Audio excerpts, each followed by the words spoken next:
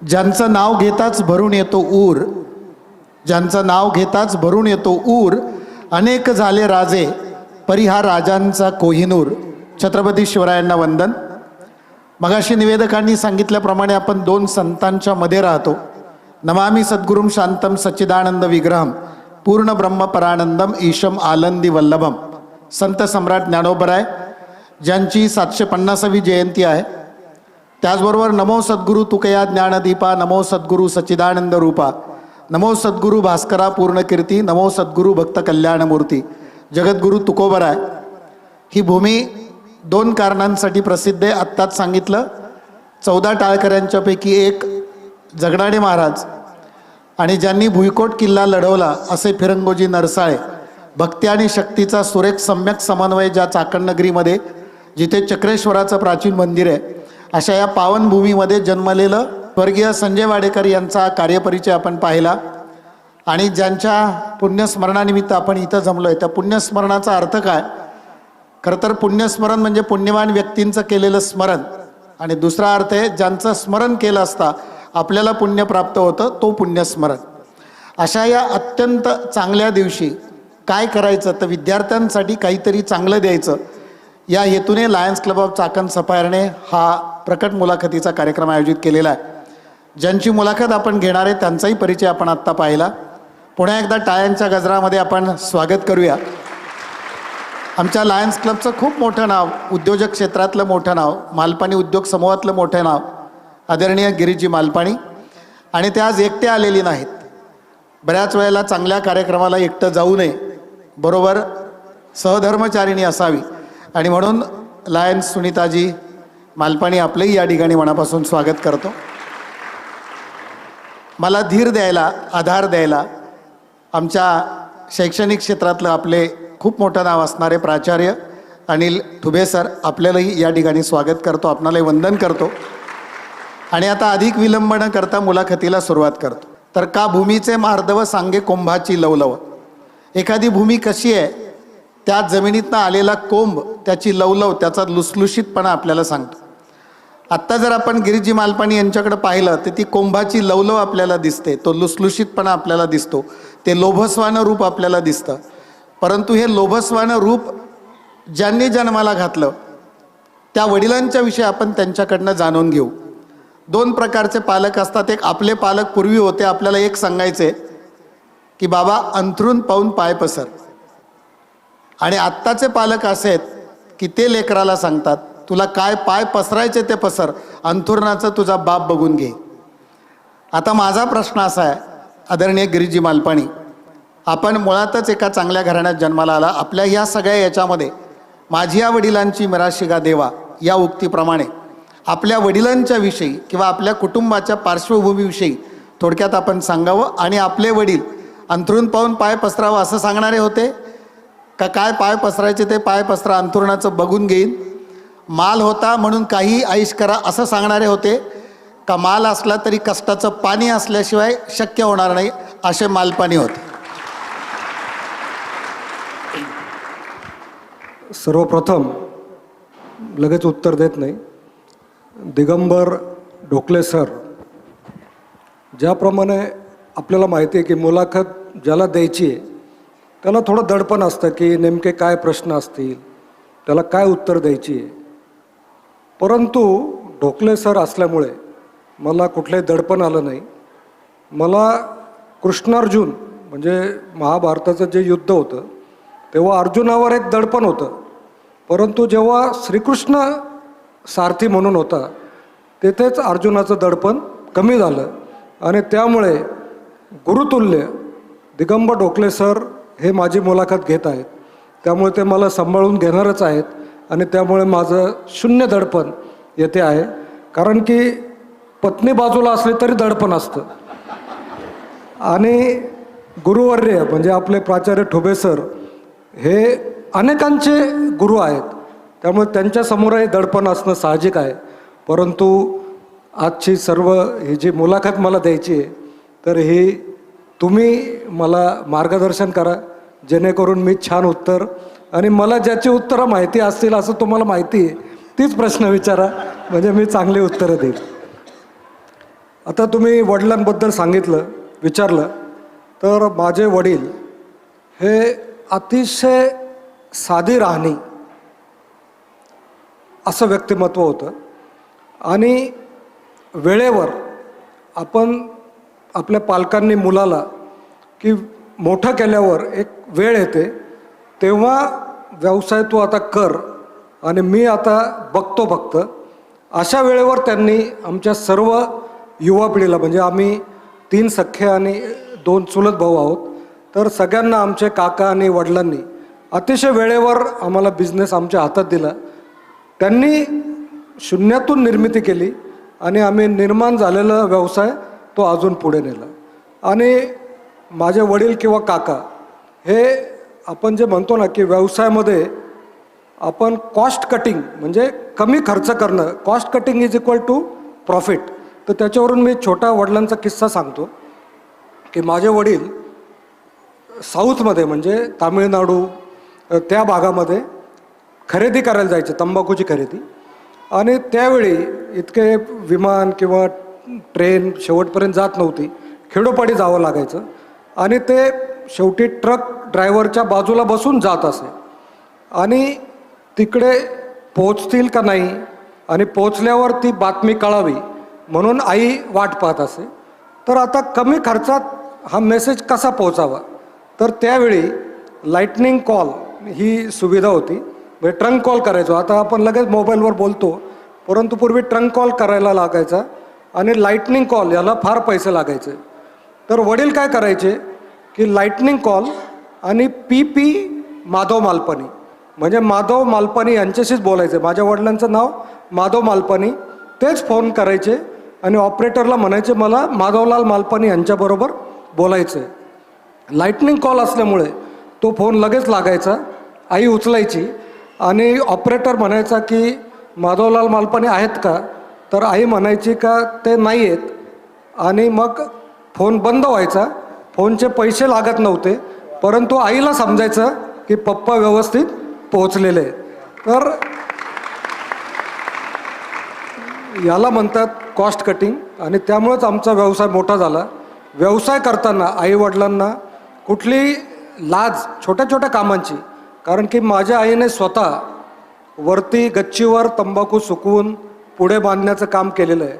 आणि जेव्हा आता तुम्ही पुढे जाऊन एखाद्या व्यवसायाचे ओनर व्हाल, जेव्हा एखादा ओनर स्वतः काम करतो तेव्हा त्यांचे जे कामगार असतात, एम्प्लॉईज असतात, त्यांना देखील काम करायला कुठल्याही प्रकारची लाज वाटत नाही.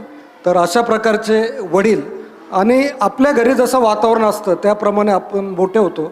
त्यामुळे त्यांनी आम्हाला असं काही शिकवलं नाही, पण त्यांना पाहून आम्ही शिकलो आणि मोठे झालो.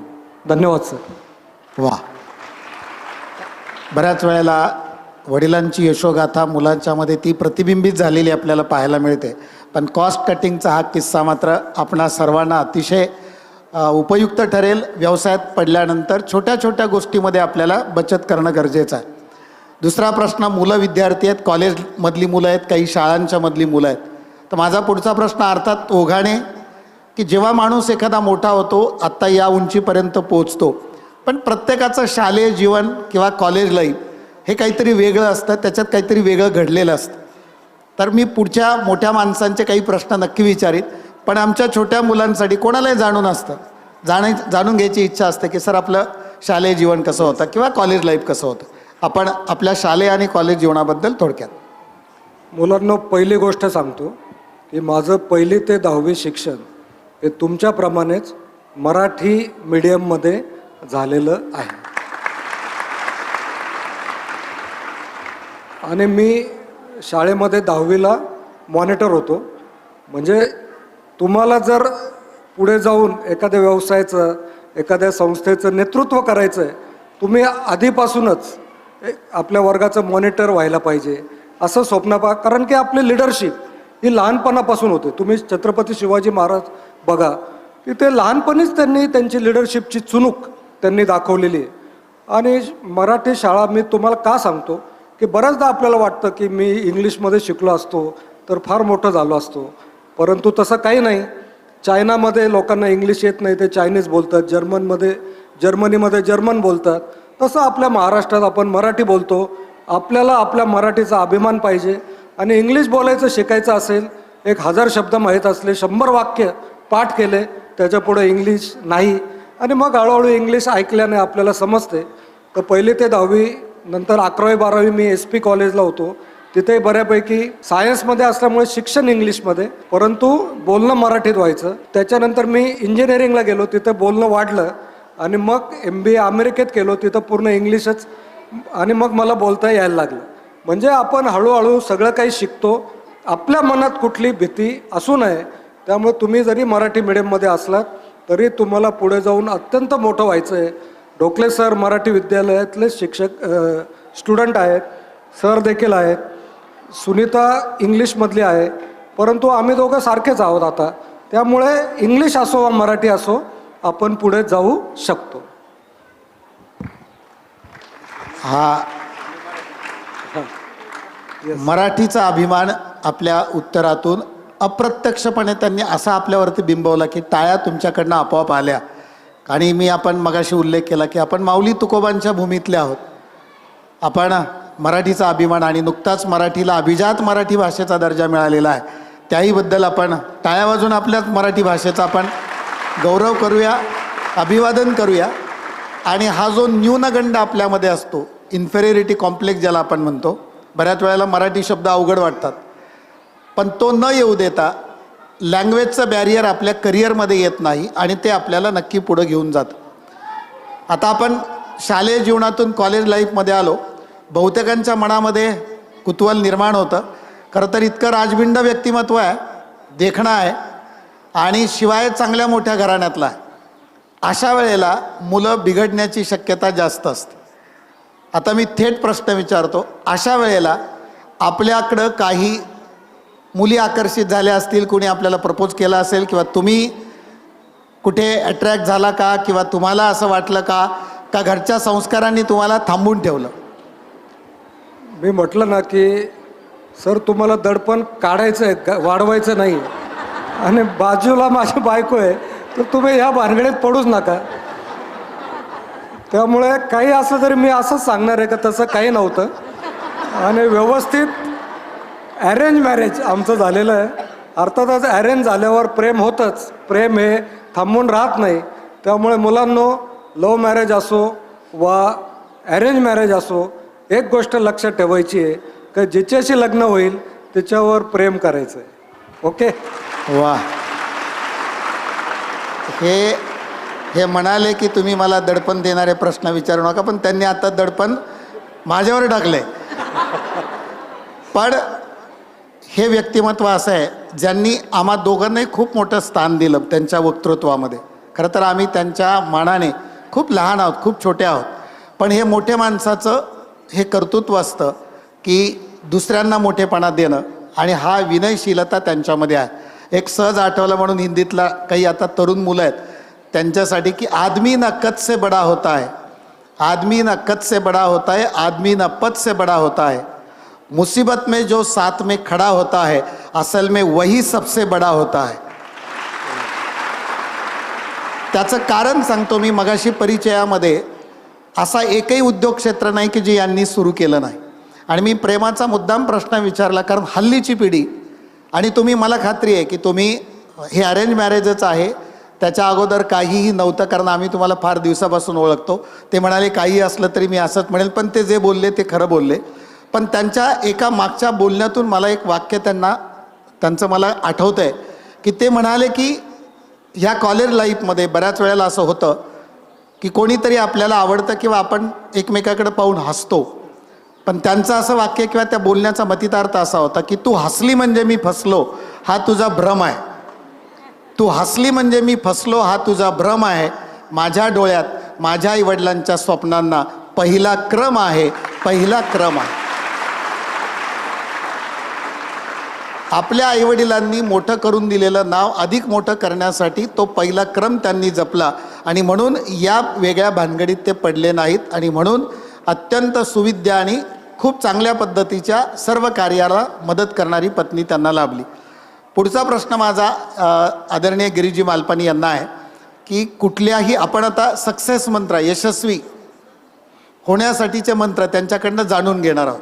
ते मोठे उद्योजक आहेत, पण या उद्योजकामध्ये आपल्या अंगी किंवा या मुलांना जर काही उद्योग करायचा असेल, नोकरी वगैरे करू द्या, पण उद्योगात पडायचं असेल तर आपल्या अंगी काही स्किल असली पाहिजेत.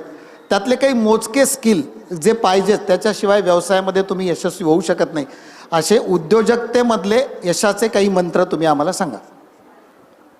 सगळ्यात आधी की नेतृत्व क्षमता आपल्याकडे पाहिजे. कारण की आपण राजकारणात पुढे जायचं असेल, व्यवसायात पुढे जायचं असेल किंवा सामाजिक क्षेत्रात पुढे जायचं असेल तर आपल्याला नेतृत्व हे देणं फार गरजेचं असतं.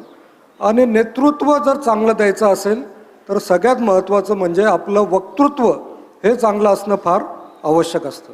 त्यामुळे मुलांनो, मी तुम्हाला जरूर सांगेल की तुम्ही वेगवेगळ्या वक्तृत्व स्पर्धेत, निबंध स्पर्धेत तुम्ही भाग घ्या. कारण की आपलं लिखाण चांगलं पाहिजे, आपलं नेतृत्व, आपलं वक्तृत्व हे चांगलं पाहिजे. तुम्ही बघा, मोठमोठे नेते, नरेंद्रजी मोदी असो किंवा तुम्ही अमेरिकेचे मोठे नेते असो, बराक ओबामा असो, की त्यांचं वक्तृत्व हे फार महत्त्वाचं आहे. त्यामुळे वक्तृत्व गुण आपल्यामध्ये असणं फार आवश्यक आहे. कम्युनिकेशन स्किल हे आपल्याकडे असणं फार आवश्यक आहे. आपण लोकांशी कसे बोलतो, किती ऐकतो, ऐकायला पाहिजे, बोलायला पाहिजे. जेव्हा गरज आहे तेव्हा बोलायचं, जेव्हा गरज आहे तेव्हा शांत बसायचं. ह्या गोष्टी फार महत्त्वाच्या आहे. आपण जर पुढे पार्टनरशिपमध्ये असू, 4 जणांबरोबर व्यवसाय असेल किंवा आपण एखाद्या कंपनीत असू तर कम्युनिकेशन असणं फार जरुरी. कारण की बऱ्याचदा एकत्र कुटुंब पद्धती असते, व्यवसायात आपण अनेक पार्टनर्स असतो. तर सगळ्यात पहिलं आपला इगो हा, म्हणजे आपण म्हणतो ना, हा फार इगोस्टिक पर्सन आहे. तर आपल्याकडे इगो असेल तर लोक आपल्याशी बोलत नाही. त्यामुळे इगो कमी पाहिजे. आणि कम्युनिकेशन जितकं चांगलं, जसं आपण चित्रपट यशस्वी होण्यासाठी काय म्हणतो, 3 words, entertainment, entertainment and entertainment. तसं आपल्याला व्यवसायात यशस्वी व्हायचं असेल तर communication, communication and communication. Communication असेल, 2 व्यक्ती, 4 व्यक्ती असेल तर कम्युनिकेशन नसलं तर काय होतं की आधी विचारांमध्ये डेव्हिएशन होतं, नंतर डिफरन्सेस तयार होतात. म्हणजे पहिलं डेव्हिएशन, दुसरं डिफरन्सेस, तिसरं डिस्प्यूट म्हणजे भांडणं व्हायला लागतात, आणि चौथं डिझास्टर म्हणजे काहीच राहत नाही. तर म्हणून हे सगळं वाचवायचं असेल तर आपल्याला कम्युनिकेशन करणं हे फार जरुरी आहे. तर या महत्त्वाच्या गोष्टी, आणि कॉस्ट रिडक्शन, आणि कुठल्याही कामाची लाज बाळगू नये. कारण की बऱ्याचदा आपण मोठ्या पदवी घेतो, हे करतो, परंतु छोटे छोटे काम करायला मग आपल्याला लाज वाटते. व्यक्ती जी यशस्वी होते तिला कुठल्याही प्रकारच्या कार्याची लाज वाटत नाही. आणि सगळ्यात महत्त्वाचं, आपल्या आयुष्यात कुठलं तरी ध्येय पाहिजे, कुठलं तरी गोल पाहिजे. तुम्ही बघा, फुटबॉल कोर्ट असेल आणि तिथे ती शेवटची गोल करायची फ्रेमच नसेल तर आपण कुठे गोल करणार. बास्केटबॉल खेळायचं आहे, ती बास्केटच नसेल तर खेळ कसा होणार. त्यामुळे आयुष्यामध्ये यशस्वी लोक कसे असतात की ते कागद आणि पेनाने कागदावर मला आयुष्यात पुढे काय करायचं आहे ते गोल लिहितात. त्यामुळे मी तुम्हाला सगळ्या विद्यार्थ्यांना खास सांगतो की तुम्हाला पुढे काय करायचं आहे. आत्ता शॉर्ट टर्म गोल म्हणजे तुम्हाला 10वीमध्ये, 11वी, 12वीत किती मार्क्स पाडायचे तो गोल तुम्ही लिहायला पाहिजे. आणि लाँग टर्म गोल म्हणजे भविष्यामध्ये मला काय करायचं आहे ते जर तुम्ही लिहून ठेवलं तर निश्चितच तुम्हाला त्याचा फायदा होईल आणि तुम्हाला त्याच्यात यश मिळेल. Thank you sir. धन्यवाद सर. मी रिपीट करत नाही, पण नेतृत्व, कर्तृत्व आणि 3 वेळेला सरांनी अंडरलाईन केलेला शब्द आहे तो म्हणजे कम्युनिकेशन स्किल. आत्ता आम्ही दोघं इथे, मी इथे काय, मलाच का बोलावलं, भोसरीमध्ये एवढी लोक आहेत, तर कुठेतरी कम्युनिकेशन स्किल थोडंफार माझ्यामध्ये आहे. आणि सरांचं कम्युनिकेशन स्किल बघायचं असेल तर तुम्ही यूट्यूबवरती बघा, तुम्हाला ते प्रचंड प्रमाणात पाहायला मिळेल. खूप ऐका, ह्या दशेत खूप ऐका, कारण 2 कान आहे, 3 एकच तोंड आहे. याचा अर्थ दुप्पट ऐकायचं आणि एकपट बोलायचं. आता मी लगेच त्याला जोडून प्रश्न विचारतो की काही मुलांना करिअर निवडताना अडचणी येतात. आईवडिलांचं म्हणणं वेगळं असतं, मुलांचं म्हणणं वेगळं असतं. कधी कधी मित्र तिकडं गेला म्हणून सायन्सला जाणारे पण आहेत, कारण त्याच्या नोट्स मिळतात किंवा काय होतं. तर करिअर निवडताना एक या वयामध्ये मुलांनी काय काळजी घ्यावी, कशा स्वरूपाचं, म्हणजे लोकांचं ऐकावं का आतला आवाज ऐकावा का वडिलांचं ऐकावं, का करिअर निवडताना नेमकी काय भूमिका असावी? मित्रांनो, करिअर निवडताना आजूबाजूंच्या लोकांचं ऐका आणि आपल्या गुरुजनांचं ऐका. मी माझ्या आयुष्यात इंजिनियर झालो. का झालो? की माझ्या वर्गातले जे हुशार मुलं होते ते म्हटले की आपण सायन्स साईड घ्यायला पाहिजे, आपण इंजिनियर डॉक्टर व्हायला पाहिजे. आणि त्यावेळी ट्रेंड होता इंजिनियर डॉक्टर म्हणजे हुशार. परंतु मुलांनो, आता तुम्ही विचार करा की फायनान्स, CA किंवा कॉमर्स ह्या देखील ब्रँचेसमध्ये आपण फार काही करू शकतो. आर्ट्स या ब्रँचमध्ये देखील आपण बरंच काही करू शकतो. मला आता वाटतं की आपण इंजिनियर झालो, चांगली गोष्ट आहे, बरंच लॉजिक शिकायला मिळालं. परंतु मी जर कॉमर्स साईड घेऊन जर मी CA झालो असतो तर आमच्या व्यवसायाला कदाचित अजून फायदा झाला असता. आणि मी हे कधी केलं असतं जर मी आईवडील, नंतर आमचे टीचर्स म्हणजे आपले शिक्षक किंवा आजूबाजूचे जे यशस्वी लोक आहेत त्यावेळी त्यांच्याबरोबर जाऊन बसलो असतो, त्यांना विचारलं असतं की मी पुढे काय करू, तर निश्चितच त्यांनी मला सांगितलं असतं की तू CA हो, कारण की तुमचा व्यवसाय आहे. तर अशा प्रकारे तुम्ही आत्ताचं युग कुठलं आहे, आत्ता बघा तुम्ही कम्युनिकेशनचं युग आहे किंवा आता ChatGPT, आर्टिफिशियल इंटेलिजन्स. परंतु मग आर्टिफिशियल इंटेलिजन्ससाठी तुमच्याकडे काय स्किल पाहिजे, तर तुमचं इंग्लिश चांगलं पाहिजे. मी तुम्हाला नेहमी एक गोष्ट सांगतो की मराठीचा तुम्ही प्रेम बाळगा, परंतु दुसऱ्या भाषांना तुम्ही डोंट हेट, म्हणजे दुसरी भाषा चांगली नाही असं समजू नका. प्रत्येक भाषा ही आपल्या सगळ्यांना जोडणारी आणि नॉलेज देणारी असते. आणि त्यामुळे तुम्ही आजूबाजूच्या लोकांना विचारा. तुमचं चाकण MIDC फार मोठी, तुम्ही तिथे जा. तुमच्या मेंबर्स चाकण सफायरचे किंवा चाकणमधले अनेक लोक ते तिथल्या मोठमोठ्या लोकांना ओळखतात, त्यांच्यासोबत तिथे जा आणि त्यांच्याकडून सल्ला घ्या की मी आता काय पुढे करायला पाहिजे. आणि निश्चित तुम्हाला चांगलं मार्गदर्शन मिळेल आणि मग तुम्ही ठरवा. सांगायचा मतेचा अर्थ हा की सायन्स, कॉमर्स, आर्ट्स तिन्ही ब्रँच महत्त्वाच्या आहेत. तुम्हाला आवड कुठे आहे, तुमच्या स्किल काय आहे ते ठरवून, तुम्हाला इंटरेस्ट काय आहे ते ठरवून तुम्ही पुढे जा. थँक्यू. धन्यवाद सर. ऐकायचं आहे सगळ्यांचं. आणि शेवटचं मला वाक्य परत फक्त अधोरेखित करतो, आपली आवड काय आहे, आपण कशात रमतो, कारण करिअर, नोकरी याच्यामध्ये फरक असतो. मला लगेच जोडून प्रश्न विचारायचा आहे की नोकरी चांगली का व्यवसाय चांगला, आणि अशी वेळ आली की आता मला नोकरी सोडून व्यवसायात जायचं आहे, तर ती रिस्क घ्यावी का न घ्यावी, नोकरी आणि व्यवसाय विच इज बेटर? मित्रांनो, एकच शब्दात उत्तर द्यायचं असेल तर व्यवसाय बेटर. कारण की व्यवसाय करणारा हा त्याच्यापेक्षा जास्त हुशार लोक नोकरीला लावू शकतो. नोकरदार जो असतो त्याचं एक लिमिट असतं की मी 5 वर्षात इतकं कमवेल, 10 वर्षात इतकं कमवेल. परंतु व्यवसायामध्ये स्काय इज द लिमिट, म्हणजे तुम्ही फार मोठे व्यावसायिक होऊ शकतात. आता अजून एक गोष्ट, नोकरी पण चांगली. आता काही कंपन्यामध्ये नोकरी दिल्यावर त्या कंपन्यांचे शेअर्स ते देखील देतात. आता तुम्हाला माहीत असेल की गुगलचे जे ओनर आहेत तर ते तिथे जॉब करतात ॲज अ CEO, परंतु त्यांच्याकडे कंपनीचे शेअर्स आहेत, म्हणजे तुम्ही मालक पण आहात. तर मला सांगायचं हे आहे की तुम्ही नोकरी जरी केली एखाद्या ठिकाणी तरी मालक म्हणून काम करा. आणि तुम्ही मालक जरी असले तरी तुम्हाला तुमच्या स्टाफकडून किती तास काम करणं अपेक्षित आहे त्याच्याहून जास्त काम हे तुम्ही करा. असं जर असेल तर निश्चित तुम्ही यशस्वी व्हाल. त्यामुळे व्यवसायामध्ये रिस्क पण असते, व्यवसायामध्ये कधी लॉस होतो, तुमचं स्वप्न भंग होऊन तुम्ही परत 0 किंवा मायनसमध्ये जाऊ शकता. नोकरीत ती भीती नसते. तुम्ही नोकरी असं वाटलं हा व्यवसाय बरोबर नाही, दुसऱ्या कंपनीत जॉईन होऊ शकता.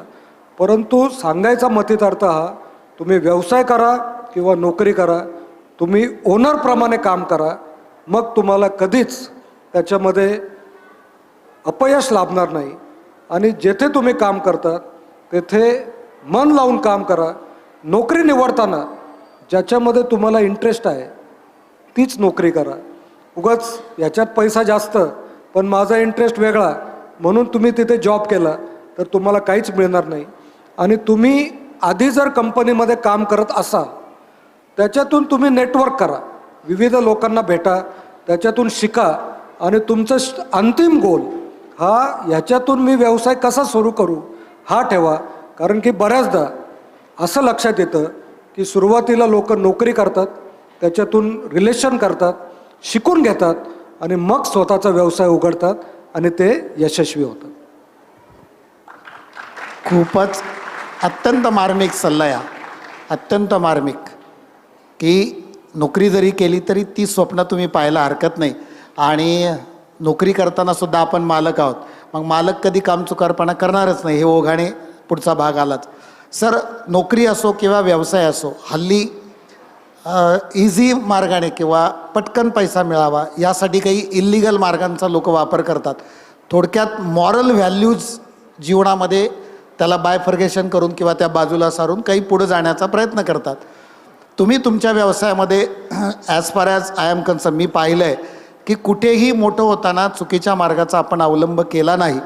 माझा थेट प्रश्न आहे की जीवनामध्ये नोकरी असो किंवा व्यवसाय असो, मॉरल व्हॅल्यूज याला किंवा नीतिमत्तेला जीवनात किती महत्त्व आहे आणि कसोटी लागल्यानंतर त्या ठिकाणी आपण नीतिमत्तेच्या बाबतीत कसं ठाम राहावं. तुम्ही राहिलेले आहात, तुमच्या बऱ्याच छोट्या मोठ्या गोष्टीतून तुम्ही कायम आम्हाला मॉरल सांगत आलेला आहात. तर मॉरल विषयी, नीतिमत्तेविषयी आपण थोडक्यात सांगा.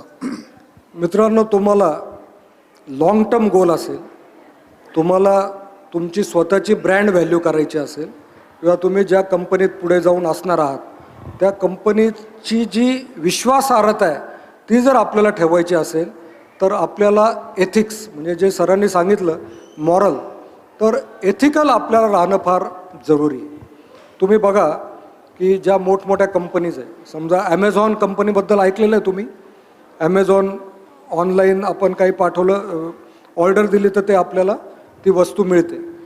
तर ते फार एथिक्स सांभाळतात. एकदा मी म्हणजे सुनीता माझ्या पत्नीचं नाव आहे, तर तिच्या वाढदिवसाला मला आयफोन द्यायचा होता. आयफोन 5 होता तेव्हा. तर मी 6ची ऑर्डर दिली होती आणि मला चुकून आयफोन 5 आला आणि बड्डे होता. तर आयफोन 5 ऑलरेडी त्यांच्याकडे होता, तर तोच दिला असता तर ते अजून रागवले असतं की माझ्याकडे कुठला फोन आहे हे तुम्हाला माहीत नाही. तर मग मी त्यांना फोन केला ॲमेझॉनला की अरे तुम्ही हाच पाठवला. ते म्हटले तुम्ही काळजी करू नका, ही चूक झाली, आम्ही माफी मागतो. आणि त्यांनी दुसऱ्या दिवशी आम्हाला आयफोन 6 लगेच आणून दिला. ठीक आहे, बड्डे झाला होता, परंतु मी दुसऱ्या दिवशी गिफ्ट दिली. आणि मग मी ॲमेझॉनला म्हटलं की तो 5 तुम्ही जो दिलेला आहे तुम्ही परत घेऊन जा.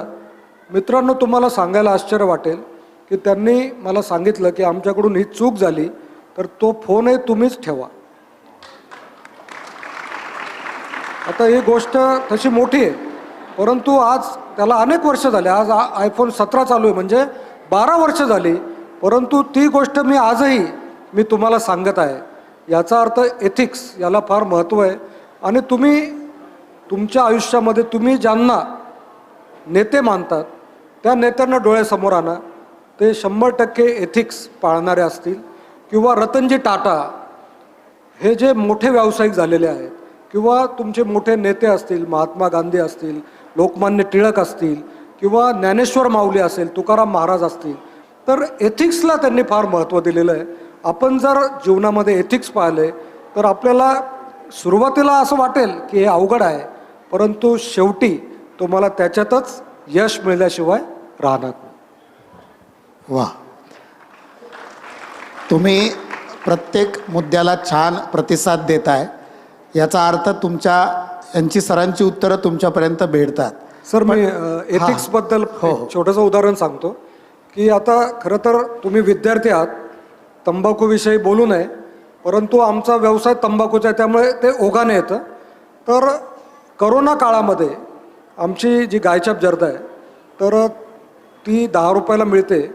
तर तिची किंमत ही जवळजवळ ₹150 गेली होती, कारण दुकानं बंद होती. परंतु त्याच्यावेळी आमचे एथिक्स असतात की स्वतः लगेच मोठा प्रॉफिट कमवू नये आणि आम्ही जी त्याची किंमत असते होलसेल त्याच किमतीत आम्ही डीलर्सना दिली आणि डीलर्सना सांगितलं की तुम्ही थोडासा मार्जिन करून तुम्ही पुढे करा. आणि मग त्यावेळी पानवाले किंवा छोटे छोटे जे आमचे ग्राहक आहेत त्यांना त्याच्यामध्ये चांगला प्रॉफिट मिळाला.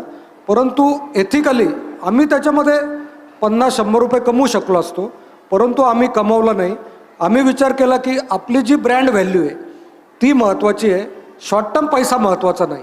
आणि म्हणून जे मी तुम्हाला उदाहरणं दिली की समाधान हा जेव्हा आपल्याकडे संत तुकाराम महाराजांनी आपल्याला काय सांगितलेलं आहे की तुम्ही समाधानी राहा आणि समाधानी असाल तर तुम्ही आपोआप तुम्ही शॉर्टकट कुठले घेत नाही.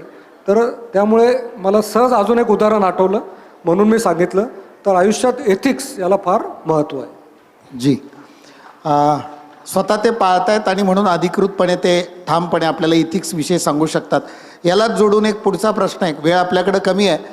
सरांचं कुटुंब जे आहे पूर्ण म्हणजे आईवडिलांपासून त्यांच्या मागच्या पिढीपर्यंत ते सगळे धार्मिक लोक आहेत, प्रचंड धार्मिक आहेत. इतके धार्मिक आहे की महाराष्ट्रातील भारतातील मोठमोठे विद्वानजन त्यांच्या घरी येतात. स्वतः रामायणाच्या संदर्भात स्वतः सर खूप जाणकार आहेत. रामायणातल्या इतक्या कथा त्यांनी आपल्याला सांगितलेल्या आहेत या यूट्यूबवरती.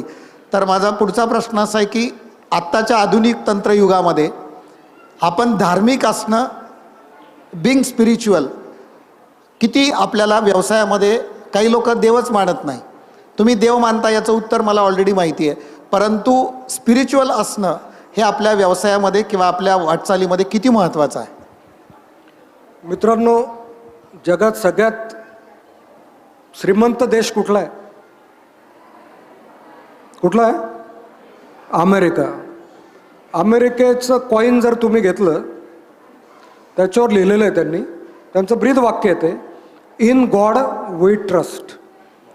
म्हणजे आज अमेरिकेसारखा इतका मोठा देश ते देवाला मानतायत. आणि आपली तुम्ही संस्कृती पहा, हिंदू धर्म हा सगळ्यात जुना धर्म आहे. त्याच्यामध्ये रामायण महाभारत आणि आपल्याला आध्यात्मिक असणं फार जरुरी आहे. तुम्ही जर गीता वाचली किंवा ज्ञानेश्वरी हे त्याचंच मराठीमध्ये ज्ञानेश्वर महाराजांनी ती लिहिलेली आहे, तर त्याच्यामध्ये त्यांनी तेच सांगितलेलं आहे की आध्यात्मिक राहणं जरुरी आहे. परमेश्वर, आपण गीतेमध्ये भगवान श्रीकृष्णांनी सांगितलेलं आहे की तुम्ही एखादं गोल समोर ठेवून कार्य करा, परंतु कार्य करत असताना तुम्ही ईश्वराचं नामस्मरण करा, ईश्वराने सांगितलेल्या रस्त्यानेच तुम्ही काम करा, काम प्रचंड करा, परंतु रात्री झोपताना परमेश्वराला सांगा की परमेश्वरा, मी भरपूर काम केलेलं आहे आज, आता याच्यातून मला जे काही फळ मिळणार आहे ते तुम्ही द्यायचं आहे, त्याची चिंता मी करणार नाही. म्हणजे मी तुम्हाला सांगतो, तुम्ही शालेय जीवनात अभ्यास करतात, अभ्यास करताना परीक्षेची काळजी करायची नाही. अभ्यास करताना अभ्यासावर फोकस करायचा आणि रात्री झोपताना परमेश्वराला सांगायचं. परमेश्वराला असं नाही सांगायचं की मी अभ्यास केला नाही, आता परीक्षेत तू काय बघायचं ते बघून घे. मी अभ्यास भरपूर केलेला आहे, आता फळ मला काय मिळेल हे परमेश्वरा तू ठरव आणि रात्री आनंदाने झोपायचं आहे. अध्यात्म फार महत्त्वाचं आहे. सध्याचं युग हे अतिशय कॉम्पिटिशनचं आहे. तुम्ही बघा की हुशार मुलं असतात, वर्गात पहिले आलेले, पुढं जाऊन डिप्रेशन येतं. परंतु तुम्ही जर परमेश्वरावर विश्वास असेल तर आयुष्यात आपल्याला कधीच डिप्रेशन येत नाही. कारण की एक गोष्ट लक्षात ठेवा, तुम्ही किती मोठं कार्य केलं तरी त्याचा निर्णय हा परमेश्वराच्या हातात असतो. अर्जुन हा महान योद्धा होता, परंतु श्रीकृष्णाचा सपोर्ट असल्यामुळे महाभारत ते जिंकू शकले. आणि पदोपदी तुम्ही शिवाजी महाराज किंवा अनेक लोकांचा इतिहास वाचा, ज्यांनी परमेश्वरावर विश्वास ठेवला. महाराजांना देखील तुळजाभवानीने तलवार दिली होती. याचा अर्थ तुळजाभवानीवर महाराजांचा पूर्ण विश्वास होता आणि त्यामुळे जेव्हा जेव्हा संकट आले तेव्हा तुळजाभवानीचं नामस्मरण केलं आणि तेव्हा ते विजयी झालेले आहेत. त्यामुळे स्पिरिच्युअल असणं, आध्यात्मिक असणं, कपाळाला गंध लावणं, वारकरी असणं हे मागासलेपणाचं लक्षण नाही, हे उलट अभिमानाने मिरवायचं लक्षण आहे. आणि आध्यात्मिक असणं हे आपल्या कुठल्याही कार्यामध्ये एक आत्मिक समाधान देणारी गोष्ट आहे, असा सरांनी आत्ता आपल्याला संदेश दिला. आणि सर मला Yes, sir. याच्यावरूनच Yes. आपण आज जेथे जमा झालेलो आहोत, शिवाजी विद्यालय येथे का जमलेलो आहोत, आपण स्वर्गीय संजयजी वाडेकर यांना श्रद्धांजली, आदरांजली आणि त्यांच्याकडून प्रेरणा घेण्यासाठी आपण जमा झालेलो आहोत. त्यांच्यामध्ये हा फार मोठा गुण होता. ते अत्यंत आध्यात्मिक होते आणि समाजासाठी स्वतःचं जीवन त्यांनी अर्पण केलं आणि ते आध्यात्मिक होते. त्यामुळे त्यांना एक विचार आला की त्यांनी त्यांचा 25 लाख रुपयाचा फ्लॅट तो लायन्स क्लब चाकण सफायरला देणगी स्वरूपात दिला. हा का देऊ शकले? कारण की ते आध्यात्मिक होते आणि जी व्यक्ती आध्यात्मिक असते त्यांच्या मनामध्ये असे चांगले विचार येतात आणि त्यामुळे हे मोठं कार्य ते करू शकतात. धन्यवाद सर. ज्यांच्यामुळे आपण इथे जमलो त्याचा विसर सरांनी पडू दिला नाही. आणि दातृत्वाचा गुण, आपल्याकडे एक संस्कृतमध्ये वाक्य आहे, शतेषु जायते शूरा सहस्रेषु च पंडिता वक्ता दशसहस्रेषु दाता भवती वानवा. 100त एखादा शूर आहे, 1000त एखादा पंडित आहे, 10,000त वक्ता आहे आणि दात्याची वानवा आहे.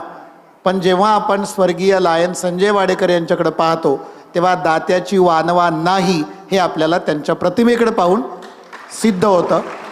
आणि दातृत्वाच्या बाबतीत मालपाणी उद्योग समूहसुद्धा तितकाच महत्त्वपूर्ण आहे. आपल्याला पुढच्या 5 ते 10 मिनिटामध्ये मुलाखत थांबवायची आहे. मी अजून एक प्रश्न विचारतो. जर तुमच्यापैकी कोणाच्या मनात एखादा प्रश्न, आणि आता तयारी करा, तुम्ही थोडासा विचार करा की आता आपल्याला सरांना काहीतरी विचारायचं आहे. म्हणजे मी प्रश्न विचारू शकतो किती वेळ, पण तुम्हालाही एखादी मुलगी आणि एखादा मुलगा प्रश्न आपल्या डोक्यात मनातल्या मनात तयार करा. त्याआधी मी तुम्हाला पुढचा प्रश्न जो सर्वांच्या मनातला आहे की या कालावधीमध्ये टिकून राहायचं असेल तर बऱ्याच वेळेला सर्वजण मोबाईलला नावं ठेवतात आणि मोबाईलवरच पुन्हा बरेचसा अवलंबून राहतात. तर सोशल मीडियाचा वापर आपल्या करिअरमध्ये, आपल्या व्यवसायामध्ये कसा करावा आणि मर्यादित स्वरूपात करावा का त्याच्या, आता काही मंडळी खूप आहारी गेलेत, यातले बरेचशी मुलं खूप मोबाईलमध्ये अडकून पडलेले आहेत आणि ते काही घरच्यांना खूप त्याचा त्रास होतो किंवा सगळ्यांची गाराणी हीच असतात. तर मोबाईलपासून भविष्यामध्ये मोबाईल व्यसनमुक्ती नावाची केंद्र सुरू करावी लागतील असाही भाव आहे. तर मोबाईलचा जीवनात कसा वापर असावा आणि सोशल मीडियाचा वापर कसा असावा? मित्रांनो, आपण म्हणतो ना की विज्ञान वर की शाप, तसं मोबाईलचं आहे. मोबाईल वर की शाप. कुठलंही शस्त्र असेल, समजा बंदूक आहे, त्याचं तेच आहे, वर की शाप. बंदुकीचं कार्य संरक्षण करणे पण आहे किंवा एखाद्याला मारणं पण आहे. त्यामुळे मोबाईल हा तसा वरदान आहे. त्याच्यामुळे मी जे म्हटलं की कम्युनिकेशन, आपण एका सेकंदात कम्युनिकेशन करतो. सरांना आधी 9वी 10वीची मुलं बसवायची होती, नंतर 11वी 12वी ठरलं, त्यांनी 2 फोन केले, लगेच चित्र बदललं. म्हणजे मोबाईल हे आपल्यासाठी वरदान आहे. मोबाईलमध्ये सोशल मीडिया आहे, मोबाईलमध्ये आर्टिफिशियल इंटेलिजन्स म्हणजे कृत्रिम बुद्धिमत्ता हे देखील आहे. परंतु तुम्ही जर त्याचा लिमिटेड वापर केला तर नक्कीच, तुम्ही 4 मित्र बसलेले आहात, 4 जण मोबाईलमध्येच बोलत आहात, तर तुमचं आजूबाजूच्या लोकांशी संवाद नाही. संवाद कोणाशी? तर भलत्याच लोकांशी असं होतं. किंवा आपण घरी बसलेलो आहोत, घरी जेव्हा तुम्ही बसतात ना जेवायला, आई वाढत असते, वडील बाजूला असतात, तेव्हा मोबाईल तुम्ही बंद ठेवा. तुम्ही मोबाईल बंद ठेवला, तुम्ही गप्पा मारल्या, तर नक्कीच पप्पा देखील, तुमचे वडील, ते देखील काही कामानिमित्त मोबाईलमध्ये असले तर तेही मोबाईल बाजूला ठेवतील आणि तुमचं कम्युनिकेशन वाढेल, तुमचं बोलणं वाढेल. आजकाल माझा मोठा भाऊ संजय मालपाणी किंवा आम्ही किंवा आमचे सर्व बंधू, तर आमच्याकडे बरेच पालक येतात आणि ते म्हणतात की आमची मुलं मोबाईलमध्येच फार वेळ असतात. तर मी आता त्यांना काय सांगू, माझी पण मुलगी मोबाईलमध्येच फार वेळ असते. पण मग मी काही नियम केले की बाबा जेवताना आपण मोबाईल बाजूला ठेवू आणि मग कम्युनिकेशन होतं. मी तुम्हाला खात्री देतो की तुम्ही मोबाईल थोड्या वेळ बंद ठेवा, आजूबाजूचं जग बघा, आजूबाजूच्या लोकांशी बोला, तुम्हाला त्याच्यामध्ये नॉलेज जास्त मिळेल.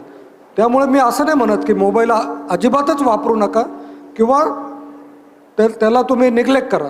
तुम्ही अवश्य वापरा, परंतु त्याच्यात ज्या महत्त्वाच्या गोष्टी आहेत त्याचाच तुम्ही वापर करा. धन्यवाद सर.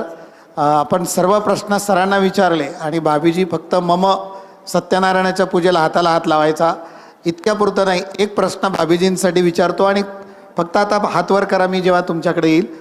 भाभीजी, आपण सरांचं कार्य खूप जवळून पाहता, लायन्सचं कार्य. खरं तर लायन्सवर पण सरांना मला पुढचा प्रश्न लायन्सच्या संदर्भात विचारायचा आहे. परंतु सामाजिक कार्य करताना किंवा घर सांभाळताना तुमचा साहेबांना म्हणजे आदरणीय गिरीजी मालपानी यांना कशा पद्धतीचा सपोर्ट असतो किंवा कशा पद्धतीचा जीवनामध्ये अर्धांगिनीने आपल्या पतिदेवाला सपोर्ट करावा?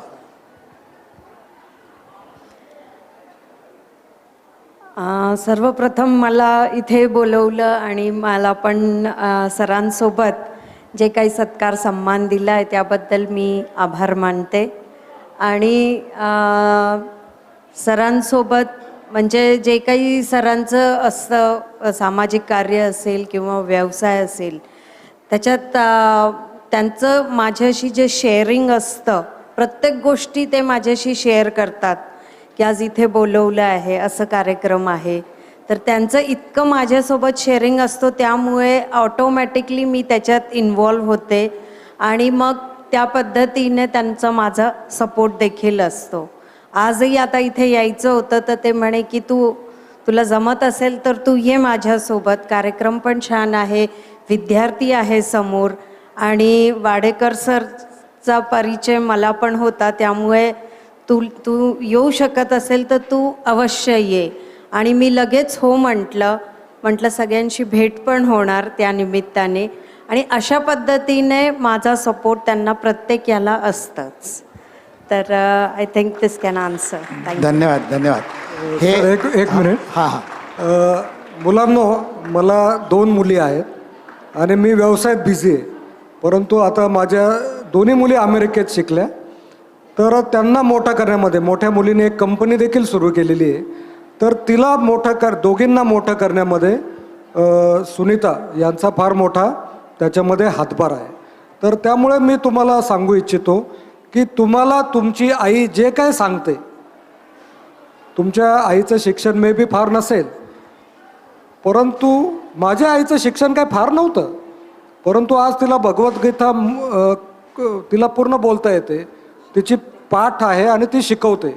संत जनाबाई या काय फार शिकलेल्या नव्हत्या, परंतु त्यांचं जर तुम्ही कविता वाचल्या तर अशा गोष्टी सांगितलेल्या आहे की आजकाल मोठे व्यावसायिक देखील त्यांना फॉलो करतात.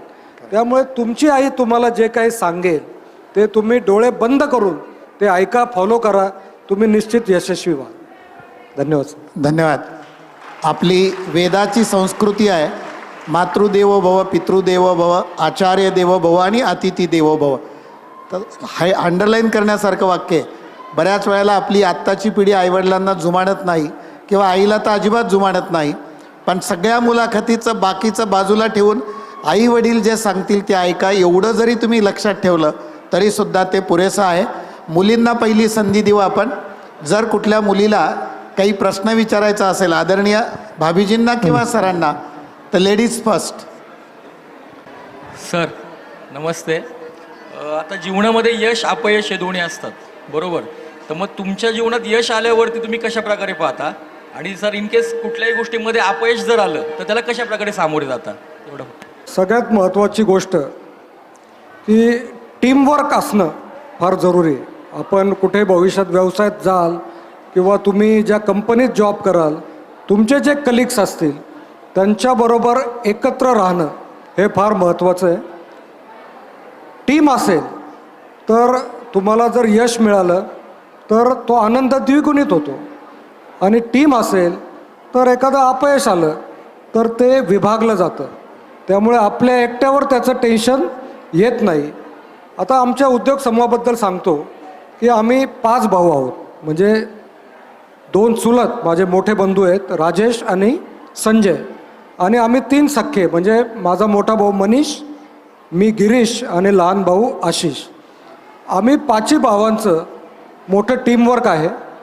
सर्व कार्य आम्ही डिवाईड केलेले आहे. मोठा भाऊ राजेश मालपानी हे त्यांनी सगळ्यांची मूठ त्यांनी एकत्रित बांधलेली आहे. फायनान्स हा त्यांचा महत्त्वाचा आहे किंवा जे काही पॉलिसी डिसिजन घ्यायचे असतात ते स्वतःमध्ये शिस्त आहे, त्यामुळे आम्ही त्यांना फॉलो करतो. माझे 2 नंबरचे जे बंधू आहेत संजयजी मालपाणी, हे भगवद्गीता हे सगळ्यांना शिकवतात, त्यांचे फार मोठे फॉलोअर आहेत. मार्केटिंग हे त्यांचं मुख्य आहे आणि ज्या काही शाळा आम्ही केल्या त्या सगळ्या ते बघतात. माझे मोठे बंधू मनीष मालपाणी, तर जे आमचे अम्युजमेंट पार्क वॉटर पार्क आहे ते मी आणि त्याने सुरू केले, ते पूर्ण परचेस असेल किंवा amusement park water park construction जागा घेणं हे बघतात. मी पूर्ण मार्केटिंग जागा घेणं अम्युजमेंट पार्क वॉटर पार्क हे बघतो. आणि माझा लहान भाऊ आशिष हा पुण्यामध्ये कन्स्ट्रक्शनचं पूर्ण काम, इतके मोठमोठे आमचे आता मोठमोठ्या स्कीम्स आहेत, 15 लाख 20 लाख असे मोठमोठे प्रोजेक्ट आहे स्क्वेअर फूट, किंवा चाकणमध्ये MIDC आहे, हे सगळं त्यांनी पाहिलेलं आहे. बघतात सगळे वेगवेगळं, सगळ्यांना वेगळा स्पेस आहे, परंतु आम्ही एकत्र आहोत आणि एकत्र असल्यामुळे कार्य मोठं होतं. आज वर्किंग डे आहे, परंतु तरी मी येथे येऊ शकलो कारण की बाकीचे काम करत आहेत. याचा अर्थ आपण कुठेही असो आपण टीममध्ये काम करायला पाहिजे. टीममध्ये काम केलं तर आपल्याला यश मिळतं, त्याचा आनंद वेगळा असतो आणि अपयश जरी कधी आलं तरी ते विभागलं जातं आणि आपल्यावर कुठल्याही प्रकारचा मानसिक तणाव त्याच्यामुळे येत नाही. टीमवर्क महत्त्वाचा आहे. टुगेदर एव्हरीवन अचीव्ज मोअर हा टीमचा लॉंग फॉर्म आम्हाला सरांनी मागे एकदा सांगितला होता. शेवटचा प्रश्न घेण्याच्या अगोदर अजूनही कोणाला काय वाटतं की आपण काहीतरी बोलावं? सर, तुम्ही विचारायची संधी दिली त्याबद्दल मी तुमचे आभार मानतो. मी माजी प्राचार्य LT निकम, नुकतंच आता संगमनेरमध्ये विवाह जो सोहळा झाला तिथं आपल्या साम्राज्याचं मला चुणूक पाहायला मिळाली. आपलं साम्राज्य खूपच मोठं वाटलं, पण या साम्राज्याचा पाया जो आहे तो तंबाखू व्यवसायाशी संबंधित आहे. त्या व्यवसायाविषयी तुम्हाला थोडीशी अपराधाची भावना वाटते का? माझे प्राचार्य खरंच त्याप्रमाणे आहेत की जे काय राहिलं होतं ते त्यांनी त्यांच्या प्रश्नात कवर केलं. की मित्रांनो, तंबाखूचा व्यवसाय जो आहे तो आमच्या आजोबांनी सुरू केलेला आहे आणि तो आज महाराष्ट्र सरकारमध्ये त्यांनी तो बॅन केलेला नाही आहे, कारण की त्याच्यामागे त्यांनी विचार केलेला आहे. पहिली गोष्ट अशी की बऱ्याच लोकांना वाटतं की तंबाखूमुळे कॅन्सर होतो वगैरे, परंतु अनेक पुस्तकं आम्ही त्याची वाचलेली आहे. तर तंबाखूपेक्षा सुपारी चघळणं हे जास्त घातक आहे. आपल्याला बरंच वाटतं सुपारीने आपण पूजा ठिकाणी सुपारी वापरतो, परंतु सरकारने गुटखा किंवा पान मसाला बंद का केला तर सुपारी आपण चघळतो त्याच्यामुळे सबम्युकस फायब्रोसिस हे जमा होतं आणि हळूहळू तोंड उघडणं तुमचं बंद होतं. तंबाखूमध्ये निकोटीन असतं, परंतु निकोटीनमुळे कॅन्सर होत नाही. निकोटीन तुम्हाला ती सवय लावतं की थोड्या वेळाने परत परत तंबाखू खायची इच्छा होते. परंतु अनेक विज्ञानातून हे लक्षात आलेलं आहे की जोपर्यंत म्हणजे जेव्हा तंबाखू जाळली जाते त्याचा जो धूर होतो तो कार्सोजेनिक इफेक्ट, त्याच्यामुळे कॅन्सर होतो. अनेक लोक आहेत आपल्या पुण्यामध्ये आजूबाजूला, ते 2-2 पुड्या खाणारे 90-90 वर्षाचे लोक आहेत, परंतु त्यांना कॅन्सर झालेलं नाही. टाटा कॅन्सर रिसर्चमध्ये असं विचारतात कॅन्सर झाल्यावर तोंडाचा, पण ते असं एकत्र प्रश्न विचारतात की तुम्ही तंबाखू गुटखा सुपारी काय खातात का? तर गुटखा खाणाराही टिक मार्क करतो, तंबाखू खाणाराही टिक मार्क मारतो आणि त्याच्यामुळे नेमकं कशामुळे होतं ते कळत नाही. याचा अर्थ मी तुम्हाला असं नाही सांगत की तंबाखू चांगली आहे, तंबाखू चांगली नाहीच. वा वा, किती जोरात टाळ्या वाजल्या. परंतु आम्ही जी तंबाखू देतो ती त्यातल्या त्यात चांगली आहे. म्हणजे तंबाखूवर एक तुम्ही पाहिलं असेल, तुम्ही पाहिलं नसेल बघू पण नका, परंतु त्याच्या पाकिटच्या लेबलवर 80% एक सूचना असते की टोबॅको किल्स, म्हणजे ते तोंडाचा फोटो वगैरे दाखवलेला असतो आणि 20% फक्त नाव असतं. परंतु समजा आम्ही तंबाखू बंद केली तर तंबाखू काय विकणं बंद होणार आहे का? दुसरे लोक विकणारे आहेच.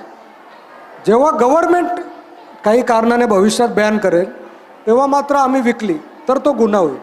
परंतु आत्ता तंबाखू विकणं अलाउड आहे आणि आम्ही उच्च याची क्वालिटीची चांगली जर देत असो तर मला त्याच्यात काही वाईट वाटत नाही. आणि आम्ही कोणाला सांगत नाही की तुम्ही तंबाखू खा, परंतु जे खात आहेत त्यांना आम्ही मात्र चांगल्या क्वालिटीची तंबाखू आम्ही देतो. मात्र तंबाखू व्यवसाय करत असतानाच आम्हाला माहिती आहे की भविष्यात काही होऊ शकतं आणि म्हणून आम्ही वॉटर पार्क किंवा सोलर विंडमिल म्हणजे आपण म्हणतो ना wind power, T energy, construction, investment असे अनेक व्यवसाय आम्ही सुरू केले जेणेकरून उद्या तंबाखू व्यवसायाला काही धोका आला तरी आमचा व्यवसाय चांगला राहील. आणि या व्यवसायामुळे आम्ही फक्त आमचं पोट भरत नाही तर एकूण मालपानी ग्रुपमध्ये 8,500 लोक आज जॉब करत आहेत, त्यांच्या पूर्ण फॅमिली आहेत आणि त्याच्यातून अनेक मुलं तुमच्यासारखे शिकून पुढे इंजिनियर होत आहेत, वैमानिक होत आहेत आणि देशाची सेवा करत आहे. आणि इनडायरेक्ट म्हणजे लाखो पान विक्रेते आहेत, त्यांची फॅमिली, असे अनेक जण या तंबाखू व्यवसायावर, अनेक शेतकरी याच्यावर अवलंबून आहे. आणि त्यामुळे महाराष्ट्र सरकारने गुटखा बॅन केला परंतु तंबाखू त्यांनी सुरू ठेवली. आणि यामुळे मी महाराष्ट्र सरकार आणि भारत सरकार यांचे देखील मी मनापासून आभार मानतो. परंतु मुलांनो, मी तुम्हाला हेच सांगू इच्छितो की कुठल्याही प्रकारचं व्यसन करू नका, बडीशोप खा आणि निरोगी राहा. धन्यवाद. वा सर, खूप महत्त्वपूर्ण प्रश्नही होता आणि त्याला एकच मिनटात त्याला उत्तरही अगदी छान दिलं. शेतकऱ्याचा प्रश्न होता, शेतकरी आणि तंबाखूचा. अर्ध्या मिनटातला किस्सा जो आम्हाला सरांकडनं ऐकायला मिळाला होता की एका शेतकऱ्याला बैल विकायचा होता आणि तो बैल बाजारात चाकणला आला, त्याला गिराईक पण आलं. एक गिराईक आलं त्याला 1 लाखाचं, पण तो गिराईकाला पैसे विचारत नव्हता. तो त्याला विचारत होता तू तंबाखू खातो का, आणि तो जर म्हणला तंबाखू नाही खात तर तो त्याला बैल विकत नव्हता. लाखाचं गिराईक त्याने सोडलं. शेवटी संध्याकाळी त्याला एक गिराईक मिळालं. त्याला तोच प्रश्न विचारला की तुम्ही तंबाखू खाता का, तो म्हणाला हो. त्याने 25,000ला बैल त्याला दिला. 1 लाखाचा बैल तंबाखू न खाणाऱ्याला त्याने नाही दिला, तंबाखू खाणाऱ्याला दिला. बायकोने घरी आल्यावर प्रश्न विचारला की तुमच्या डोक्यावर परिणाम झाला आहे का, 1 लाखाचं गिराईक तुम्ही सोडलं. अगं म्हटलं तो तंबाखू खात नव्हता. मग बायकोने त्यांना विचारलं की तंबाखू न खाण्याचा आणि त्याचा बैलाच्या व्यवहाराचा काय संबंध आहे. तर तो म्हणाला अगं जर आपला बैल तंबाखू न खाणाऱ्याला विकला तर तो कायमस्वरूपी त्याला तंबाखूचा न खाता तो त्याला कायमच हाकत राहील, आणि जो तंबाखू खातो तो निदान 10 मिनटं का होईना माझ्या बैलाला विश्रांती मिळेल त्यासाठी मी त्याला बैल विकलेला. तर पुन्हा तंबाखूचं उदात्तीकरण नाही, तर तुम्ही तेच लक्षात ठेवाल सर. मी म्हटलं ना की ही गोष्ट काही माझी नाही आहे, ही सरांनीच आत्ता ती सांगितलेली आहे. याचा अर्थ मी म्हटलं ना सुरुवातीला की कृष्ण जर बाजूला असला तर अर्जुनावर कुठलंही दडपण येत नाही. त्यामुळे माजी प्राचार्यांनी मला गुगली टाकला, परंतु श्रीकृष्ण भगवान बाजूला होते त्यामुळे त्यांनी ती गुगली षटकार मारून परत लावली. Yes sir. मी थोडा टाळ्या व्हायला पाहिजे सरांसाठी. अडचणीचा प्रश्न विचारतो सर. आपण संजू शेठ वाडेकर यांच्या स्मृतिदिनाच्या निमित्तानं उपस्थित आहात. संजू शेठ वाडेकरांना बराचसा वाडेकर परिवार जो तो व्यावसायिक होता, हॉटेल व्यावसायिक होता. हॉटेल व्यवसायामध्ये काही पदार्थ करायचा असेल तर तो मालक जो आहे तो मालक त्या ठिकाणी त्याचा टेस्ट करतो, चव घेतो. म्हणजे संजू शेठ ज्यावेळेला चहा बनवायचे त्यावेळेला चहा गोड झाला का नाही तो हातावर घेऊन टेस्ट करायचे. आपण व्यवसायात तसं काही केलं का? एकदम बरोबर सांगितलं त्यांनी की तुम्ही जेव्हा एखादं प्रॉडक्ट बनवतात त्याची टेस्ट घेणं हे फार जरुरी आहे. त्यामुळे आम्ही जे 5 बंधू आहोत, आमचा सगळ्यात मोठे जे बंधू आहे राजेश मालपानी आणि सगळ्यात लहान बंधू आशिष मालपानी, ते तंबाखू खात नाही, त्यांना ती जमली नाही. परंतु मी आणि माझे दोन्ही मोठे भाऊ संजीव भाऊ आणि मनीष भाऊ आम्ही तिघं रोज रात्री झोपण्याच्या आधी थोडी, लक्षात घ्या, थोडी तंबाखू खातो. कारण रोज बनलेली पुडी आमच्याकडे येते, त्याची टेस्ट घेतो, त्याच्यात काही प्रॉब्लेम असेल तर तो आम्ही क्वालिटी डिपार्टमेंटला कळवतो. याच्यातून सांगण्याचा उद्देश हा की तुम्ही भविष्यात व्यावसायिक व्हाल, तुम्ही जो प्रॉडक्ट मार्केटमध्ये विकाल तो घरी वापरणं तो आवश्यक आहे. थँक्यू. धन्यवाद सर. मुलाखत विद्यार्थ्यांच्याकडनं आता थोडी ज्येष्ठांकडे गेली, पण आपण या मुलाखतीचा समारोप करतो आहोत. सर, आपण इथे आलात, आमच्या विद्यार्थ्यांना शालेय जीवनापासून कॉलेज जीवनापासून तर अगदी माजी प्राचार्य किंवा आत्ताचे विद्यमान प्राचार्य यांनीसुद्धा तुम्हाला गुगली टाकणारेच काही प्रश्न विचारले, पण त्याला लिहिलंय आपण समोर उत्तर दिलं, खरं उत्तर दिलं. उगीच काहीतरी आदर्शवत वाटावं म्हणून नाही, तर जे आहे तेच आपण उत्तर दिलं. या मुलाखतीचा समारोप करताना मी आता परत सगळं रिवाईज करत नाही, वेळ आपली संपलेली आहे. आपल्या मुलाखतीचं नाव आहे सक्सेस मंत्रा आणि आदरणीय स्वर्गीय संजयजी वाडेकर यांच्या पुण्यस्मरणानिमित्त आपण एक प्रेरक म्हणून तुमचे विचार मुलांच्यापर्यंत ऐकवले. माझ्या बोलण्याने मुलाखतीचा शेवट होणार नाही. मुलाखतीचा शेवट सरांच्या आत्तापर्यंत सांगून तरी पण काहीतरी राहिलं असा एखादा सक्सेस मंत्र राहिलेला तो सांगावा आणि त्या ठिकाणी मुलाखतीचा समारोप होईल. Thank you sir. मित्रांनो, एक महत्त्वाची गोष्ट लक्षात ठेवा. आयुष्यात मोठं व्हा, पैसा कमवा, कारण की तुम्ही पैसा स्वतःसाठी कमी लागतो, परंतु त्याच्यामुळे इतरांचं भलं होऊ शकतं आणि म्हणून पैसा कमवा. आपण बऱ्याचदा गरिबीचा अभिमान बाळगतो, तर बिल गेट्स यांनी सांगितलेलं आहे की if you born as poor it's not your mistake, but if you die as a poor then 100% it is your mistake. कारण की तुम्हाला जे आयुष्य दिलेलं आहे त्यात यशस्वी व्हा, मोठे व्हा आणि कुठल्या तरी सामाजिक संस्थेशी जुडा. कारण की जितकं आर्थिक महत्त्वाचं आहे तितकं सामाजिक महत्त्वाचं आहे. तुमच्याकडून समाजाचं भलं होऊन द्या. आज मी येथे आलेलो आहे कारण की मी लायन्स क्लबचा सदस्य आहे आणि लायन्स क्लब चाकण सफायर यांनी मला येथे बोलवलेलं आहे आणि त्यांना मी माहीत होतो कारण आम्ही या लायन्समध्ये एकमेकांना जुडलेलो आहे. आदरणीय दिगंबर सर हे देखील लायन्समुळे आम्ही एकमेकांना परिचित आहोत. तर तुम्ही सोशल काम देखील करा, सामाजिक काम करा. जी व्यक्ती सामाजिक कार्य करते ती प्रत्येक दुःख हे त्यांना माहीत असतं आणि त्यामुळे आयुष्यात त्यांना हार्ट अटॅक या गोष्टी येत नाही, दडपण येत नाही आणि समाजासाठी काहीतरी केलं तर निश्चितच परमेश्वर तुमची दखल घेतं आणि पुढच्या जन्मी तुम्हाला चांगला जन्म देखील त्याच्यामुळे मिळतो. त्यामुळे तुम्ही पैसा कमवा, मात्र तो समाजासाठी भरपूर त्याचा वापर करा. आज मी या निमित्ताने तुम्हाला शेवटचा संदेश देतो. आईवडिलांवर प्रेम करा, मित्रांवर प्रेम करा, व्यवसाय वाढवा, एथिक्स आणि नेतृत्व द्या आणि तुमच्यामुळे समाजाचं काहीतरी भलं होईल असं मोठं कार्य करण्याची तुम्ही आत्ताच तुमच्या मनामध्ये एक गोल हा तुम्ही बाळगा. धन्यवाद.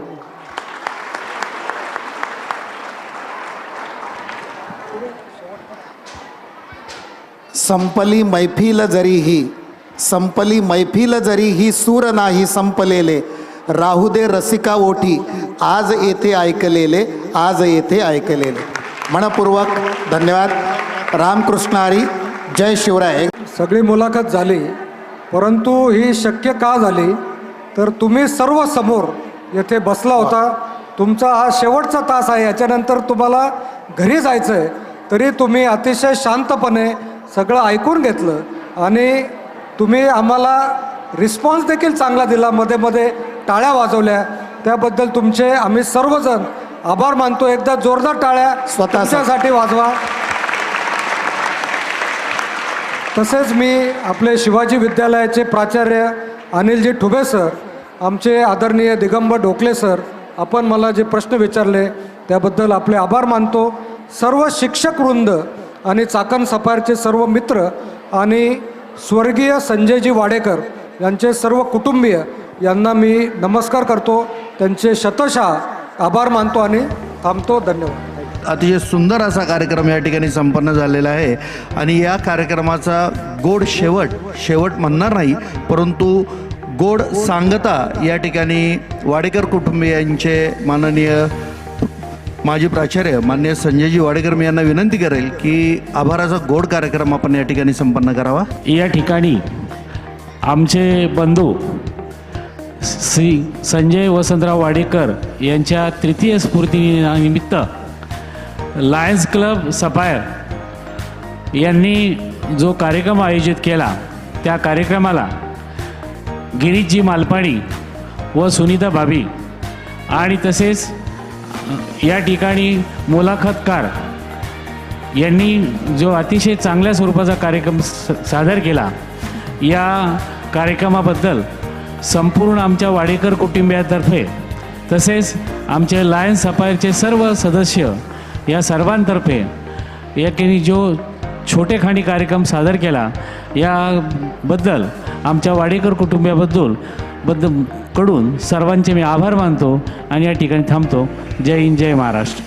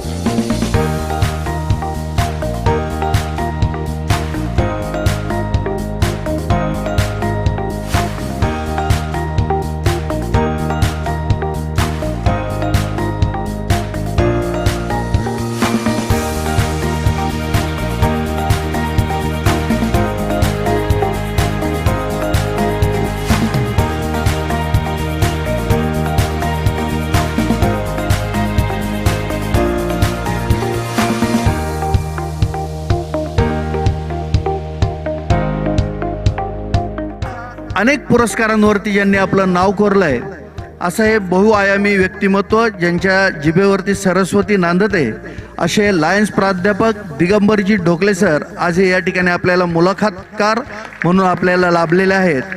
माननीय मालपानी ग्रुपचे सर्वेसर्वा गिरीशजी मालपानी यांची ओळख या ठिकाणी लायन्स शिवराजजी नाणेकर करून देतील आणि त्यानंतरच ते प्रास्ताविकही देतील. शिवराजजी नाणेकर. 2 जानेवारी 1964 रोजी संजय काका वाडेकर यांचा जन्म झाला. व्यावसायिक आणि कौटुंबिक जबाबदाऱ्या सांभाळताना त्यांनी समाजकार्याची आवडही जोपासली आणि ही आवड जोपासतानाच त्यांचा संबंध आला आमच्या लायन्स क्लब ऑफ चाकण सफायरशी. आंतरराष्ट्रीय सामाजिक संस्था असणाऱ्या लायन्स क्लब इंटरनॅशनलच्या लायन्स क्लब ऑफ चाकण सफायरमध्ये काकांनी 2014 साली प्रवेश केला. काका आल्यानंतर क्लबला नक्कीच नवसंजीवनी आणि ऊर्जा मिळाली. त्यांच्या माहितीतले अनेक सदस्य आमच्यामध्ये सामील झाले. मीही त्यांच्यामार्फतच क्लबमध्ये आलो आणि क्लब पुन्हा एकदा आमचा नव्या जोमाने उभा राहिला. 2017-18 साली अध्यक्ष असताना लायन गिरीशजी मालपानी हे प्रांतपाल होते आणि त्यामुळं लायन संजय वाडेकर आणि लायन गिरीश सर यांचा अगदी घरोब्याचा संबंध, प्रेमाचा संबंध, इतका संबंध चांगला की संजू काकांचा कोणताही शब्द गिरीश सरांना कधीही टाळता आला नाही. अगदी तो चाकण भेटीचा असो, मिसळ खाण्याचा असो की ग्रामीण भागात, दुर्गम भागात जाऊन कोणतीही ॲक्टिव्हिटी करण्याचा असो. आपल्या अध्यक्षपदाच्या काळात समाजसेवेच्या ध्यासाने झपाटलेल्या या ध्येयवेड्या व्यक्तीने 125पेक्षा जास्त ॲक्टिव्हिटी करताना एका वर्षामध्ये 20 ते 22 लाखाचा निधी उभा केला. आणि हा निधी उभा करताना महत्त्वाचा म्हणजे सिंहाचा वाटा त्यांचा स्वतःचा होता. वैयक्तिक पैशातून त्यांनी हा निधी उभा केला. त्यानंतर या सर्व कामांमध्ये अगदी शिरपेचात मानाचा तुरा खोवला जावा अशी कामगिरी त्यांनी केली. त्यांनी 25 लाखाचा स्वतःचा एक फ्लॅट या समाजसेवेच्या कामासाठी लायन्स क्लब ऑफ चाकण सफायरला दान केला. परंतु नियतीला काही गोष्टी मान्य नसतात. दुर्दैवाने काळाने घाला घातला आणि अल्पशा आजाराने 23 फेब्रुवारी 2023 रोजी काकांचे निधन झाले. त्यांच्या स्मृतिप्रित्यर्थ हाच कार्यक्रम का, याचाही काही उद्देश होता. संजू काकांनी त्यांच्या काळात विद्यार्थ्यांसाठी, शालेय विद्यार्थ्यांसाठी, महाविद्यालयीन विद्यार्थ्यांसाठी काही ना काही करण्याचा ध्यास घेतला होता. कोणत्या ना कोणत्या माध्यमातून ते मदत करायचे. कोणाला सायकल द्यायचे, कोणाला पुस्तकं द्यायचे, कोणाला फीसाठी मदत द्यायचे, अगदी कोणाला एज्युकेशन लोनही काढून द्यायचे. मग आम्ही विचार केला की विद्यार्थ्यांसाठी काय करता येईल की जेणेकरून खरी त्यांना ती श्रद्धांजली होईल. मग त्यातून असा विचार पुढे आला की उद्योजक कसे घडवायचे. उद्योजक घडवण्यासाठी विद्यार्थ्यांना जर आपण मार्गदर्शन पुरवलं तर नक्कीच तो स्पार्क त्यांच्यात या वयामध्येच येईल आणि उद्योजकता घडवण्याच्या दृष्टीने हा कार्यक्रम आम्ही आयोजित केला, ज्याचं नाव ठेवलेलं आहे संवाद उद्यमशीलतेशी प्रेरणा गरुड झेपेची. तर ही प्रेरणा यातून तुम्ही घ्यावी हीच अपेक्षा आहे. आणि याचं पहिलं वर्ष सादर करताना आम्ही लायन गिरीशजी मालपानी यांना आमंत्रित केलं. आता मालपानी परिवाराविषयी, मालपानी उद्योग समूहाविषयी काही माहिती. लायन गिरीश मालपानी एक आदरणीय व्यक्तिमत्व, महाराष्ट्रातील संगमनेरमध्ये सुरुवात केलेली परंतु जागतिक स्तरावर पोहोचलेला हा मालपानी उद्योग समूह, ज्यांनी आपल्यापैकी सर्वांनीच या समूहाचं नाव ऐकलं असेल. परंतु हे करताना गिरीशजी मालपानींविषयी थोडक्यात माहिती की महाविद्यालयीन शिक्षण त्यांनी पुण्यात घेतलं. ही पुण्यातली पदवी घेतल्यानंतर अमेरिकेमध्ये जाऊन त्यांनी MBA केलं आणि ती पदवी घेतली. त्यानंतर एक कौटुंबिक व्यवसाय उत्कृष्ट मॅनेजमेंटमुळे कसा जागतिक स्तरावर पोहोचू शकतो, कसा विस्तारू शकतो, याचं उत्तम उदाहरण म्हणजे मालपानी उद्योग समूह. FMCG म्हणजेच फास्ट मुव्हिंग कन्झ्युमर गुड्स या क्षेत्रामध्ये विविध प्रोडक्ट्स त्यांचे आहे ते. त्यानंतर संगमनेरमध्ये मालपानी क्लब अँड रिसॉर्ट्स या नावाने एक मोठं रिसॉर्ट आहे जे नामांकित आहे आपल्या भागात. शिर्डीमध्ये स्पिरिच्युअलिटीसाठी साई तीर्थ थीम पार्क हे सुरू केलेलं आहे. वेट एन्जॉय आपणा सर्वांस माहिती आहे. आपल्या भागात लोणावळ्याला वेट एन्जॉयला जाणं म्हणजे मोठी आनंदाची पर्वणीच असते. तर हे वेट एन्जॉय, त्याची थीम, त्याचं डिझाईन हे सर्व गिरीशभाई मालपानी यांनी स्वतः केलं. आणि आता शिर्डी, लोणावळा, सुरत, इंदोर या शहरांमध्ये वेट एन्जॉय वॉटर पार्क आहे, ज्याची साखळी नक्कीच लवकरच पूर्ण भारतभरामध्ये होईल. त्याबरोबर इमेजिका थीम पार्कही या उद्योग समूहाने डेव्हलप केलं. हे सर्व करताना अक्षय ऊर्जा, आपण ज्याला रिन्युएबल एनर्जी म्हणतो, अक्षय ऊर्जा किंवा हरित ऊर्जा म्हणतो, याकरता सोलारचे अनेक प्लांट उभे केलेले आहे. 650 मेगावॅटचे सोलार आणि विंडमिलचे प्रोजेक्ट मालपानी उद्योग समूहाने आत्तापर्यंत उभारलेले आहेत. यानंतर रिअल इस्टेटमध्ये काम करताना अनेक रेसिडेन्शियल आणि कमर्शियल कॉम्प्लेक्स त्यांचे प्रसिद्ध आहेत. हे सर्व करताना सामाजिक जबाबदारी कशी जोपासली जावी याचं उत्तम उदाहरण म्हणजे मालपानी उद्योग समूह. हे करताना अत्याधुनिक मालपानी हॉस्पिटल त्यांनी गोरगरिबांसाठी उभारले. 50 सामुदायिक विवाह दरवर्षी मालपानी उद्योग समूहामार्फत केले जातात. त्यानंतर वृक्षारोपणाचे कार्यक्रम दरवर्षी असतात. विद्यार्थ्यांसाठी संगमनेर येथे गिरीशभाई आणि सुनीता भाभी स्वतः समर कॅम्प घेतात, ज्यातून व्यक्तिमत्व विकासावर फोकस केला जातो. आणि यानंतर शिक्षण क्षेत्रामध्ये पुणे, संगमनेर, दुबई या 3 ठिकाणी ध्रुव ग्लोबल स्कूलचा पसारा वाढलेला आहे. आपल्या भागातील एक नामांकित स्कूल म्हणून ध्रुव ग्लोबल स्कूलला ओळखलं जातं. आता लायनिझमविषयी सामाजिक जबाबदारी सांभाळताना त्यांनी सामाजिक संस्था म्हणून काम करत असलेल्या लायन्स क्लब इंटरनॅशनलमध्ये प्रवेश केला. जगातील सर्वात जास्त सदस्य असलेला Lions club of Sangamner saffron हा क्लब आणि या क्लबचे संस्थापक सदस्य हे लायन गिरीशजी मालपानी आहेत, हे एक विशेष बाब. त्यानंतर प्रांतपाल म्हणून लायन्स मल्टिपल चेअरमन म्हणून त्यांनी काम केले. हे सर्व करताना नक्कीच लायन्स क्लब इंटरनॅशनलने त्यांच्या कामाची दखल घेतली आणि लायन्स इंटरनॅशनलचा सर्वोच्च पुरस्कार म्हणजेच ॲम्बॅसेडर ऑफ गुडविल हाही त्यांना प्राप्त झाला. विविध सामाजिक संस्थांचे पुरस्कार मिळताना GRD टाटा उद्योग रत्न तसेच साईरत्न युवा उद्योजक पुरस्कारही त्यांना मिळाला. जागतिक स्तरावर पोहोचूनही उंच उंच झेप घेऊनही जिथं पाय जमिनीवर ठेवले जातात, असामान्य कर्तृत्व असतानाही सामान्य बनवून आपल्याच माणसांमध्ये रमणारे हे मालपानी परिवाराचे सदस्य मी पुन्हा एकदा लायन गिरीशजी मालपानी आणि सुनीता भाभी मालपानी यांचे स्वागत करतो. आणि आता सुरुवात करू या प्रकट मुलाखतीला. धन्यवाद.